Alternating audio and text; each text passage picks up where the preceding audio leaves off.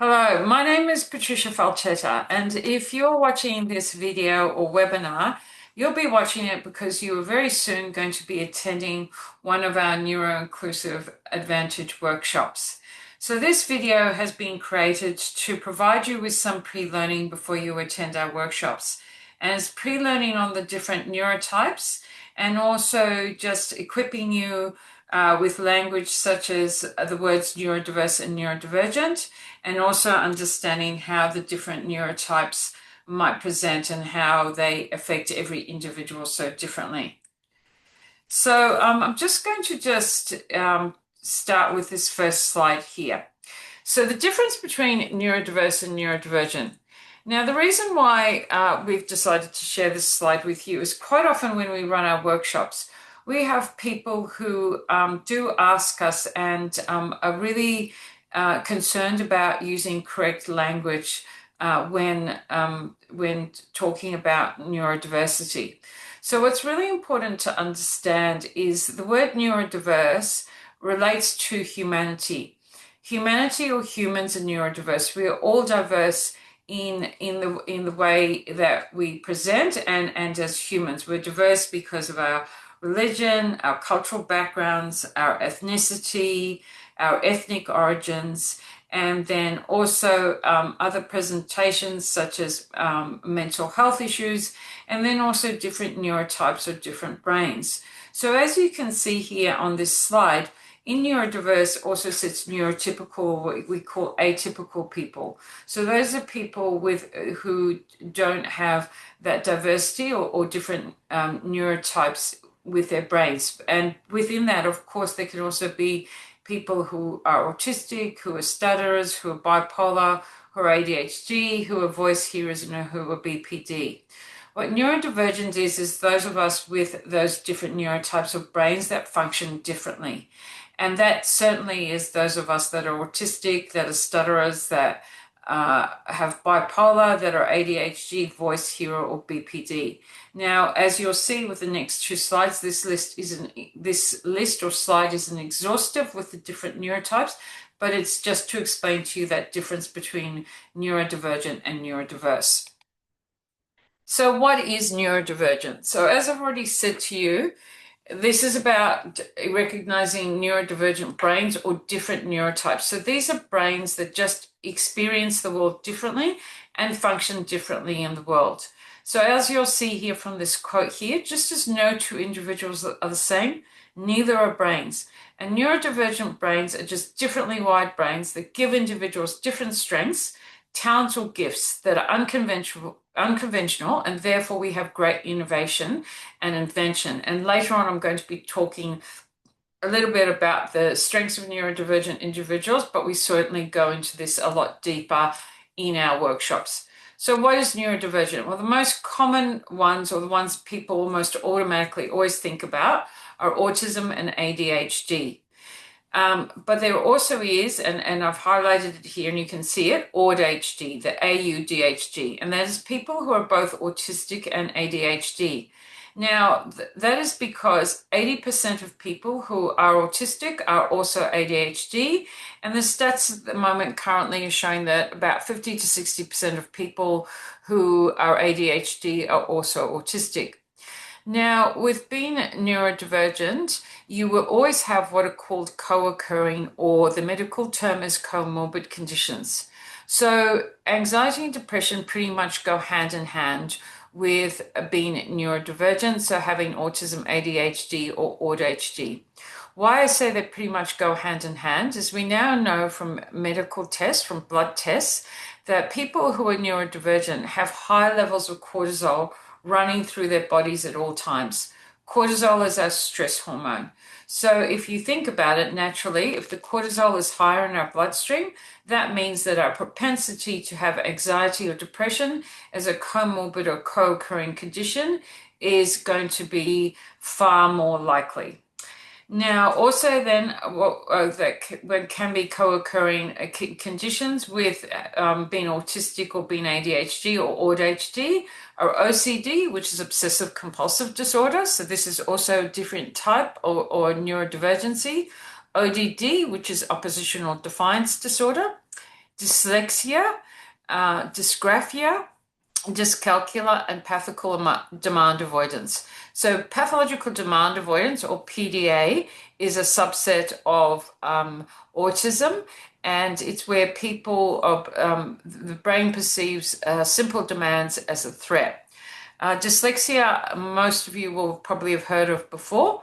Dyscalculia is similar to dyslexia. It has to do with numbers and the brain, the messages that the brain is receiving when reading numbers.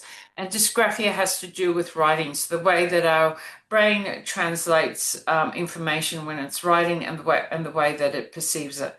So these are also other co-occurring conditions that can sit within this neurodivergent or different neurotypes.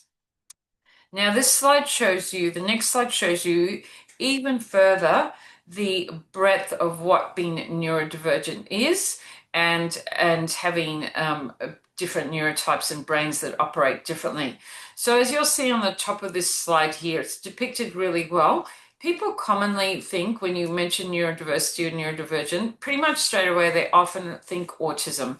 They might sometimes think ADHD, but quite often it's just autism because that's the neurotype that we're most familiar with. Now, and also people have the misinterpretation that they think that accepting neurodiversity means ignoring real disabilities. What is meant by that is people tend to think of real disabilities as disabilities that are physical that you'd see. So if somebody's in a wheelchair, if somebody is deaf, if someone is blind, or has a disability like fibromyalgia or cerebral palsy, they tend to be visible disabilities. When you're neurodivergent, these are invisible disabilities. And people also think that it only applies to higher functioning individuals. So if you reflect on this slide here, you'll see the breadth of neurodiversity. That's also people that are epileptic. Fetal alcohol syndrome certainly falls into this because the presentations for fetal alcohol syndrome are very, very similar to autism and ADHD. Dissociative disorder, Tourette's, which some of you might have heard of, bipolar, which I've already mentioned, and acquired brain injuries, and depression and anxiety and language disorders also fall under this umbrella of neurodiversity. Now, I've already mentioned the cortisol levels. Something that's really interesting, but also really important for you to know before you come to one of our workshops, is that in all neurodivergent brains, the amygdala is enlarged. Now, what is the amygdala? The amygdala sits at the base of our brain, the back of our brain, and it's the part of our brain that throws us into fight, flight, or freeze. It is often called the reptilian part of the brain, and the reason why it's called the reptilian part of the brain is it's the part of our brain that has been there with us throughout evolution. So when we've evolved from monkeys into becoming the human beings that we are today. So as I mentioned before, that this is the part of our brain that throws us into fight, flight, or freeze. Now, what we know, and this is again for brain scans and medical tests, that the amygdala in all neurodivergent brains can be up to 20% enlarged. So in every neurodivergent brain, it is enlarged, and in some neurodivergent brains, it is up to 20% enlarged. What that means is that neurodivergent individuals go into fight, flight, or freeze a lot quicker.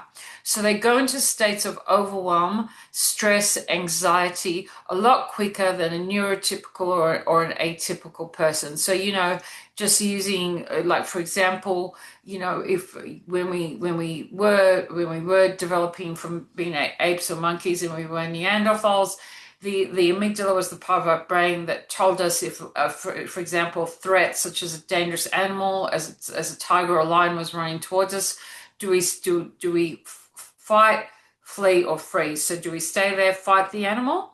Do we flee? Do we run away? Or do we freeze and hope that the threat removes itself? So, but what's really important is for you to know that the amygdala in the neurodivergent brain is enlarged. Now, the other thing that's really, really important to explain to you is the interoceptive system. So the interoceptive system is one of our sensory systems. So all of us here know, about the 5 sensory systems. So everybody knows of taste, touch, smell, sight, and hearing. Our body, in fact, has 8 sensory systems. So there's also the vestibular system, which the vestibular system is our sense of balance or our inner ear. Now, what we now, interestingly, for a lot of neurodivergent people, their vestibular system is affected. So their sense of balance is affected, and their vestibular system can certainly be affected. The other system is your proprioceptive system. So your proprioceptive system is your sense of space, your spatial awareness. So your awareness of your body in proximity to others, but also that spatial awareness of objects. So, for example, probably a really good example is parking cars and being able to make that judgment of parking in between 2 cars, or if you're parking next to a pole, whether you're going to coming too close to that object and you're going to hit that object. With many neurodivergent people, their proprioceptive system is also affected. But what I want to focus on here in this video is the interoceptive system, because this is really, really key when we're looking at how neurodivergent people interact in different environments. So the interoceptive system is our inner system of our body. It's the system of our body that tells us what is happening within. So it tells us, as you can see here on this slide, when we're hungry, when we're tired, when we're thirsty, when we need to go to the toilet. It also affects self-awareness, intuition, emotional regulation, and pain as well, and muscle tension. Now, what we know is for all neurodivergent people, our interoceptive systems are affected. So therefore, it affects all the ability to be able to understand the signals that our body is telling us from within. So, for example, if we're hyper-focused or we're working on a task, we might not notice the need to go to the toilet, or that we're hungry, that we maybe haven't eaten something for several hours, or that we're thirsty. And that's just a basic explanation of interoceptive awareness, but also can affect our ability to be able to, as it says here, to problem solve, take perspective, intuition, gut, like your gut feeling. Often neurodivergent people have difficulty coming within and understanding their gut reaction, and probably what their gut or their intuition is telling them. The interoceptive system also affects emotional recognition and regulation, and also social understanding. So that reciprocity and the ability to be able to pick up what others are feeling, or maybe messages they're trying to convey, and also the inability sometimes even for ourselves to know when we're happy or we're sad or we're angry or fearful. It also can affect flexibility of thought as well. So with these last 3 slides that I've just gone through, I'm just going to just briefly now talk about possible triggers to sensory overload for a neurodivergent person. So given the information that I've just given you in relation to cortisol and the amygdala and the interoceptive system, the other sensory systems for neurodivergent people are also affected. So what the 2 loud represents here is our auditory system.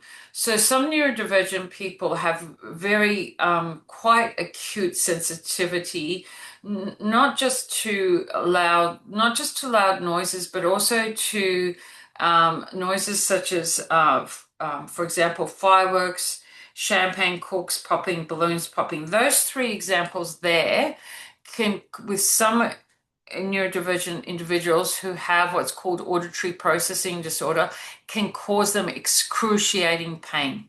Okay, so sudden loud noises, and again, things like fire alarms can cause like excruciating pain. So pain for them, that's probably like 12 out of 10. So it's like intense pain. So it can be, quite loud noises like that, and thinking about in school environments, things like, at sporting carnivals, we tend to use like the guns to start races. Those guns can cause excruciating pain.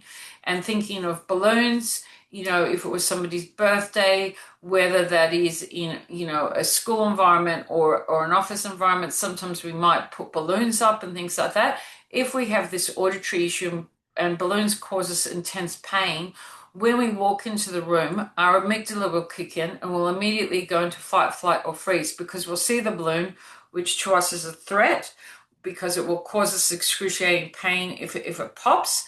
Balloons are unpredictable. So it's just thinking about the effects of these things on a neurodivergent person throughout the day. Because in our workshops, we also talk about a concept called energy accounting. And these things are constant depletion on your energy because they're putting constant stress on your nervous system and you're remaining hypervigilant throughout the day, which affects your energy levels and your ability to be able to be productive and also to be able to process information and also to be able to relay information as well. Too fast has to do with processing speed and executive functioning. So, with all neurodivergent people, we know that their processing speed is affected. Some people have a slow processing speed, and some people have a faster processing speed. So, people with a slow processing speed, what that means is that it's the way that we relay information to them, but also in turn the way that they relay information back to you. So they process information slower. It has nothing to do with intelligence. It's just the way that their brain processes the information. So their brain, if it's got a slow processing speed, might take longer to process the information. So then sometimes you might notice a pause with the person, so before they respond. Now, the reason why the person will be pausing is because their brain is still processing that information. Now, this again applies to children and adults because the processing speed remains the same throughout a person's life. Also might be why sometimes people speak in a monotone or with a constant meter is again because of processing speed. And then the other thing that I mentioned here with this too fast is executive functioning. So executive functioning is our ability to be able to organize, but also to be able to remember steps that we have to take to complete a task. So with a lot of neurodivergent people, or all neurodivergent people, in fact, their executive functioning is affected. So what that means is that if there's 5 steps to complete a task, if they don't have it written down, or that there aren't, adjustments and accommodations put in place to be able to help them remember things, they might only remember the first 2 things they have to complete to carry out a task. So, for example, there can be things like if you give a child a number of things to do to get their school bag ready for the day, such as put their, grab your lunch, put your lunchbox in your school bag, grab your jumper, your PE gear, put your shoes on and brush your teeth. Now, with executive functioning, they'll be lucky if they remember the first 2 and probably won't remember the rest of the steps they have to take to be able to walk out the door, which sometimes might be why, your child might be causing you to run late in the morning is because of these executive functioning issues. Now, in the workplace, really similar as well. So if you go into a meeting, and I'll use myself as an example, and I could be sitting there feverishly taking down notes and things like that. And you might think, right, Patricia's got it. She knows what the steps have got to be. She needs to have that deliverable to me by 4 o'clock tomorrow afternoon. Because of these because of these executive functioning issues, even though I might have been sitting there writing notes, I could very well walk out of that meeting and only remember maybe if I'm lucky, maybe the first 1 to 3 steps I have to take, but then might remember the rest of them. So it's about managers and team leaders and other people in your team just checking in and making sure that person does know what the steps are that they have to take to get that piece of work to the team by 4 o'clock the next day. Too tight has to do with textures. So many neurodivergent people are sensitive to different textures. So this has to do with your skin and to do with light touch. So some neurodivergent people will have difficulty wearing certain materials, such as woolen materials, or maybe even some people actually, neurodivergent people hate wearing jeans or long pants. Can be things like labels on clothing. They might have to cut out the labels of their clothing.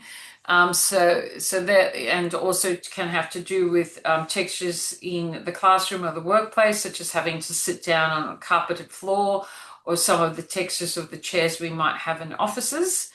And also light touch. So light touch can be a real issue for neurodivergent people. So that's people brushing past them. It puts their nervous system into sensory overload. So if you think of schools, shopping centers, going to concerts and things like that, where you have people constantly brushing against you, that sends their nervous system into an overload and again can affect their energy levels throughout the day. Too bright has to do with lighting. So we know that dyslexic people and ADHD, people with ADHD are often affected by lighting. And what lighting, and this is particularly fluorescent lighting, can, with some people, gives them migraines. So it might be why people have been asked to be sat next to natural light, whether that be, again, students in classroom or people in the workplace. It could be because of the sensitivity to light, as I mentioned, fluorescent lights are particularly. So I'm just trying to think of the right word. Like fluorescent lights are particular culprits to that have to do with brightness. Also, too, just mentioning fluorescent lights and going back to the too loud thing, a lot of electrical equipment gives off a noise like a humming noise or like a low kind of hum or buzz. Now, for a lot of people with auditory issues, they can hear that hum or that buzz, so they can hear the noise that the fluorescent lights make. Also, printers in the office, things like lifts, microwaves, things like that, but they'll be really, really sensitive to those noises. And again, we'll be having to work to mitigate the effect of those noises on their nervous system to be able to focus and concentrate in the workplace. Now, I just want to mention something called alexithymia to you as well, and we do cover this further in our workshops. But alexithymia is tied in very strongly to what I mentioned to you before with the issues with the interoceptive system. So alexithymia is the inability to express your feelings. And this again affects a lot of neurodivergent people. So the inability to express your feelings, but also to pick up on the feelings or describing the feelings of others. So it's having difficulty differentiating between bodily sensations and emotions. So autism, ADHD, and alexithymia often co-occur.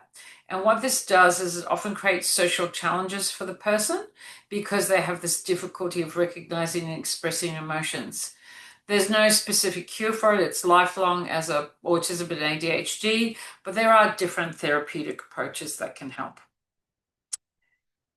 So now I'm just going to mention stimming. So what is stimming? Stimming is what neurodivergent people do to calm their nervous system down. So going back to the high cortisol levels and also the issues with the amygdala, what it means is that neurodivergent people have to work a lot harder to keep their nervous system regulated. Everybody stims. Neurodivergent people as well as neurotypical people stim, but stimming is far more common in neurodivergent people because of this need to have to be regulating our nervous system at all times. Now, on this slide here, you will see 5 typical stims. These are 5 well-known stims, but other stims can also be clicking of pens as a stim, biting fingernails as a stim. Some people bite their cuticles. Drawing and doodling is also a stim that helps people to be able to focus and stay regulated. Some people will sing the same song to themselves over and over, over and over, either out verbally, will sing the song, or internally, so just in their head. Some other verbal stims are also, some people will just maybe hum all the time or make a humming noise. As it shows here on this slide here, some people will just constantly clear their throat. Clicking tongues, your tongue is another verbal stim. So, things like clicking fingers can be stims, and obviously picking up objects and moving them in your hands is a stim. Spinning on the spot is also a stim as well. But just to be aware that stimming is what we do to calm our nervous system, and far more prevalent in neurodivergent people than neurotypical people.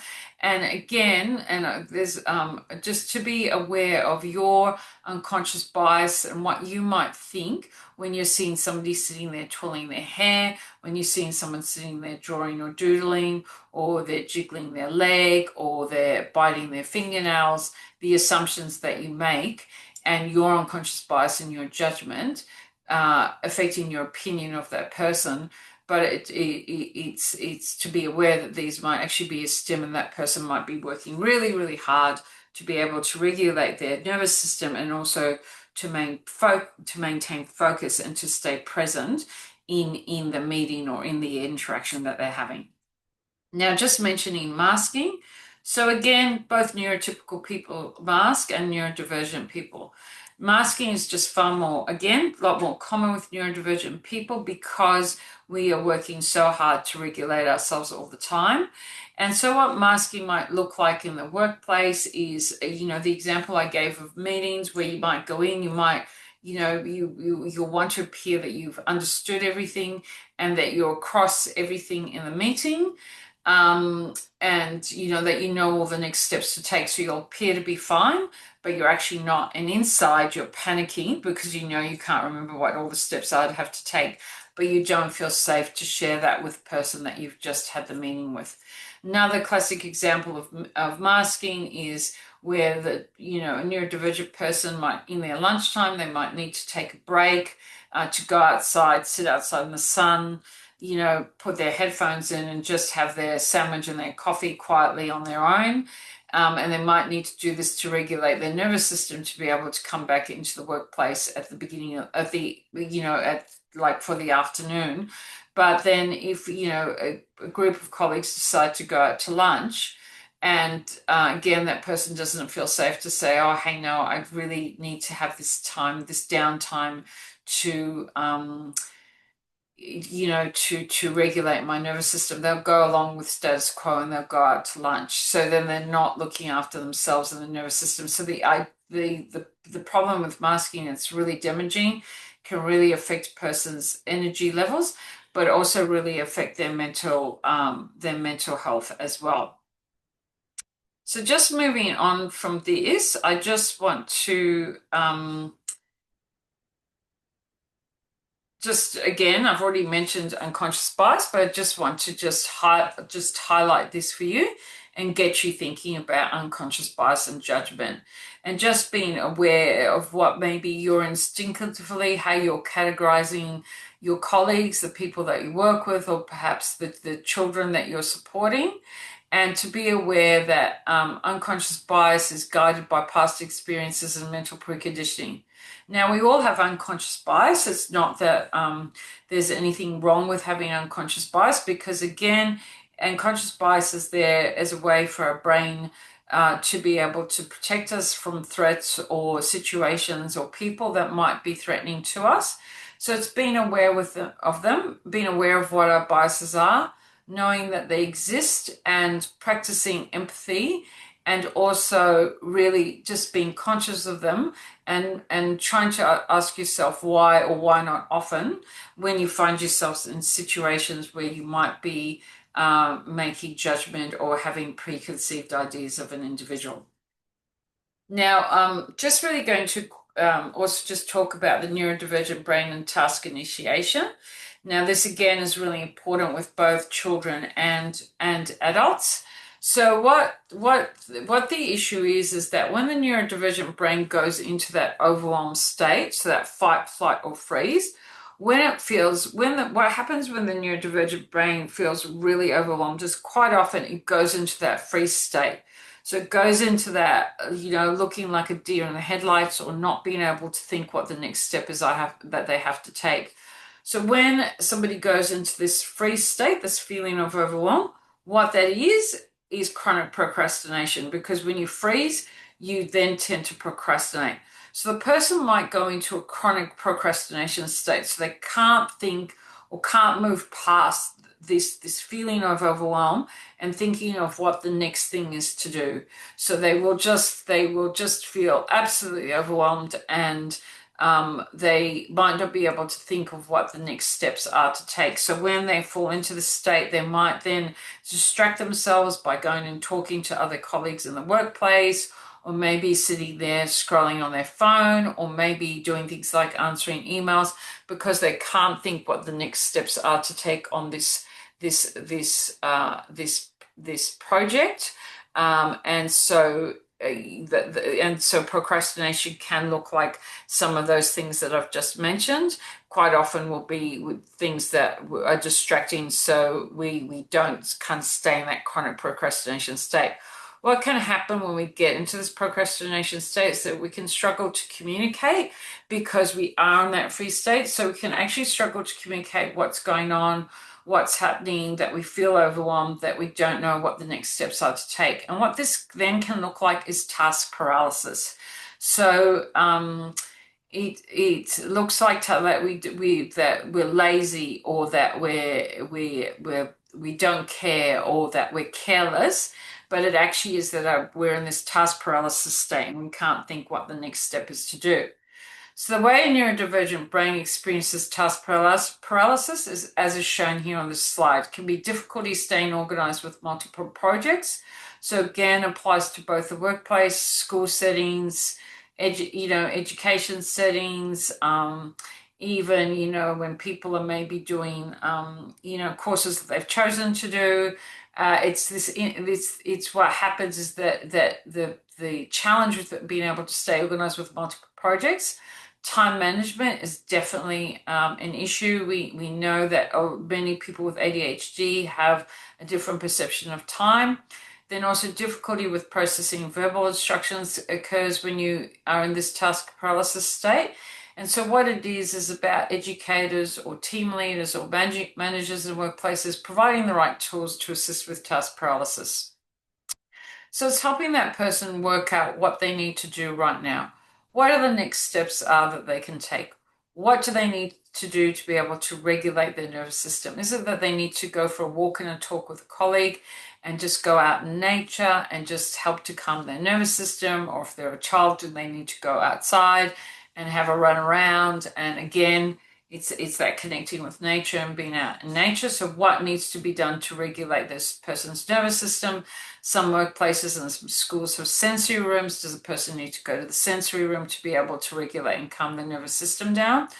Then helping them work out what part of this task they can do right now. So what is it that they can do right now? To get this task going. And that could be looking at what their options are. And it might be that if they really are in a complete overwhelm and stress state, maybe they need to delegate, particularly if it's a piece of work with a deadline and there are external stakeholders involved. Then maybe we need to bring the rest of the team in and delegate that responsibility or some of those tasks so we can get that piece of work out in time. So what executive function looks like, and this is both again in workplaces and in education settings, it can look like the person being distracted. So maybe daydreaming, looking out the window, or being distracted going around talking to other colleagues in the workplace, or in school settings, talking to their co-students in the classroom and distracting them. Can look like the person's inconsiderate, that they're careless, that they're uncaring, or that they're inconsistent with their work and the type of work that they produce. But what's really happening or can be happening for the person is they could be either over or understimulated. Both of those can occur with overwhelm. Could be that being fearful of failure, perfectionist trait. They could be exhausted. They could be burnt out. Could be time blindness affecting them, and that the not allowing enough time to have finished a task because they think the task is going to take a shorter amount of time that they've allowed. Can also be difficulty transitioning. A lot of neurodivergent people have difficulty transitioning in and out of different scenarios, such as transitioning from a team meeting back to a piece of work that they've had to do, or if they're focused on a piece of work and somebody comes and interrupts them, to then be able to transition and continue on with that piece of work can be really, really tricky. Could also be memory challenges as well. So just highlighting now, because of just, we've just spoken about the different neurotypes, different brain types, and the challenges that these brains have. But what's really important and what we really focus on in our workshops is the strengths of having neurodivergent team members in our workplaces, in our classrooms, being our friends and our colleagues. So people tend to think of neurodivergent strengths as things like book smarts, craftiness, creativity, critical thinking. A lot of us might think it's, a savant like Rain Man, or, somebody that's, incredibly brilliant, like, somebody like Einstein, for example. But what the strengths actually can be are many and varied. So yes, they can absolutely be those things that I've just mentioned, but also neurodivergent people tend to be really passionate. They're really courageous. They're tenacious. They will often stick at something and really, really try to figure out how to do it and how to do that task to the best of their ability. They often have great imagination, strong morals. What damage control is people with ADHD are often in jobs of first responders, so often are police, fireys, paramedics, even emergency services type of roles. Like those first work in ICU. So nurses who work in ICU, a lot of nurses, interestingly, are ADHD. So that is what damage control is often because they have the ability to be able to think quickly in crisis and be able to work out what the next steps are that they have to take quickly. Very aware, very accepting of others, high emotional intelligence, often are very kind, resilient, and have a good sense of humor. So just finishing off with this webinar or this video, two just important slides that I want to share with you. Really important to be aware that there's a really strong correlation between being neurodivergent and being part of the LGBTQI++ community.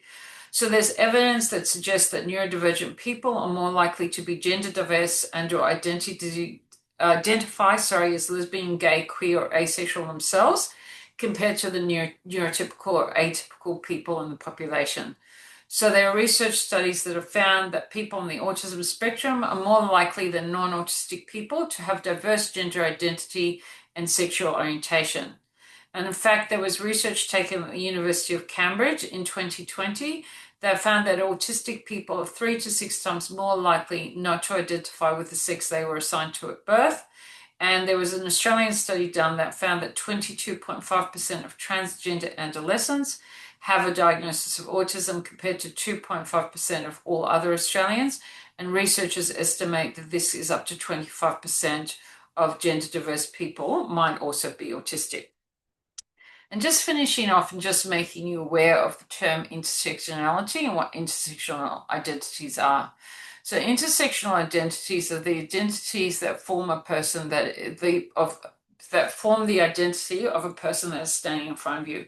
What's really important about this is quite often what you see is often what is not what is going on for the person, because things like race, religion, disability, and remember we're talking about invisible disabilities here, class, trauma, relational status, gender, and sexual identity, or all the different intersections that make up a person. And they are things that you might not be aware of when you're seeing a child, a friend, a colleague, a fellow team member in the workplace. You might not be aware of what the different intersectionalities are that make up the person that is standing in front of you. So just the final slide here, just some of my details and Kate's details, because we are the creators of these new Inclusive Advantage programs, that even between now and the time you are attending one of our programs and you would like to reach out to us, these are our details. So please do feel free to reach out to us should you want to do that before you attend one of our workshops. So thank you very much for watching, and I look forward to meeting you in one of our workshops very soon.